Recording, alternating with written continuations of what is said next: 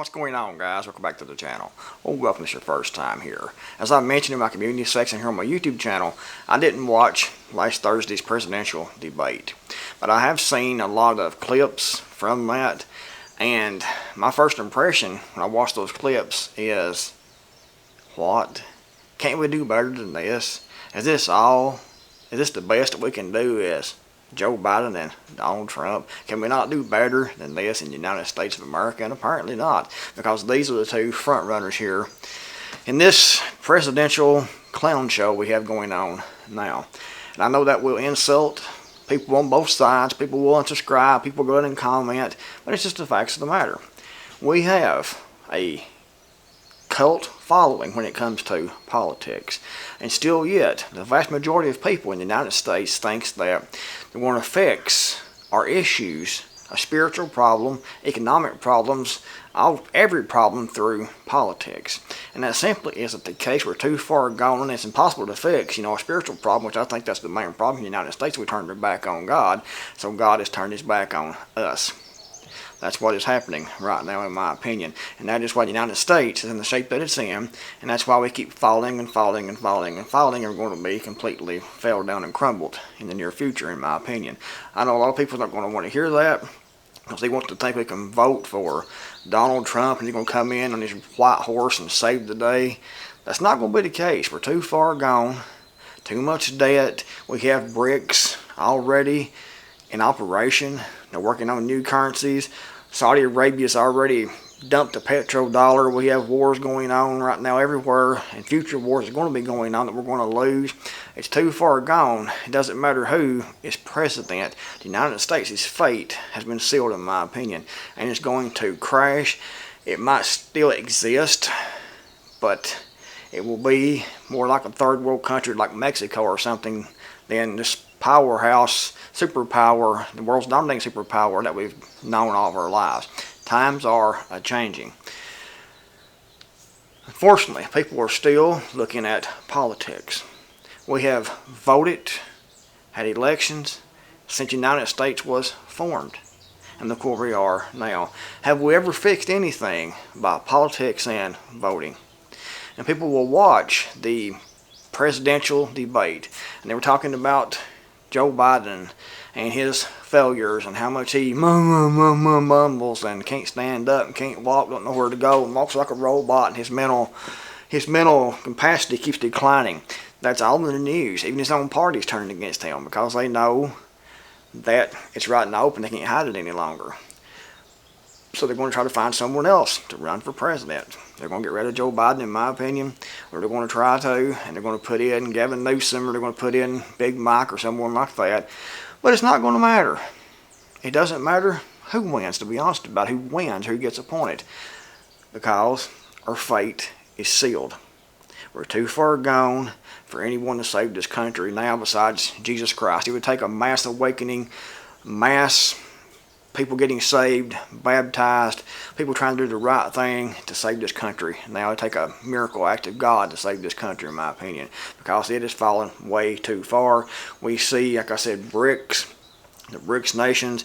Every nation pretty much around the world is joining with Russia and China and BRICS. We see military contracts being signed with Russia and North Korea. We're getting ready to go into World War III. We're going to lose that war. And still yet people are thinking politics is going to save us. We're going to vote, we're going to fix this, we're going to put Donald Trump in, he's going to come in, he's going to save the day. And that simply isn't the case. Common sense should tell anyone that we're past the point of no return, unfortunately. I know you don't want to hear that, but it's the truth. Sometimes the truth hurts. But if you look at politics, there's a cult following on both sides, where the left has got this cult, and it's not really a cult of Joe Biden or a cult of the Democrats. It's more like a cult of hating Donald Trump. There's subcults going on there, like the transgender cult, the LGBTQRB459er cult. But the biggest part of that whole cult on the left is a cult about hating Donald Trump for some reason. They hate Donald Trump so badly that they would destroy the country completely, despite Donald Trump. We saw during Biden's last 3.5 years as President of the United States, we have seen the talking heads in the media, his press people from the White House, come out and tell us that what Joe Biden said in a speech or something like that, or whatever he's talking about, whenever he's talking about it, they come out and said he didn't say what we heard him say, or he didn't mean what he said. Running interference, and the people on the street will say, "Oh, Joe, he's got it together. He's just kind of hard to understand. He mumbles a lot, but he's really, really sharp."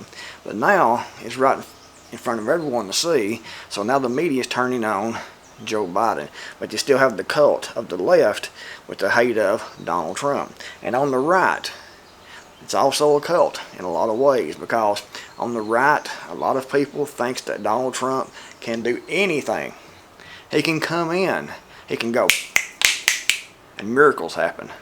He's playing 16D chess. He's looking 20 years in the future. He can go and fix things. All we got to do is get the Donald in, get the Don in, and we're going to be all right. It's going to be fixed. It's going to be just fine.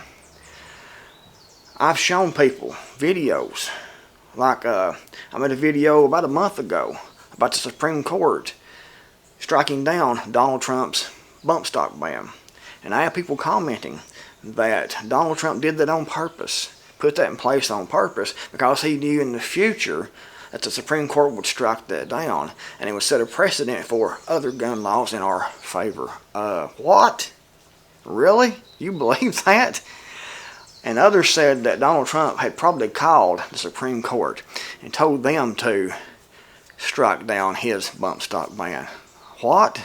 Really? I mean, and guys, another example is an article that I posted on my website about 8 or 9 months ago, and it was several different video clips of Donald Trump, along with my analysis and things of each video, talking about things like red flag laws. He was in full support of red flag laws. Take the guns first, worry about due process later.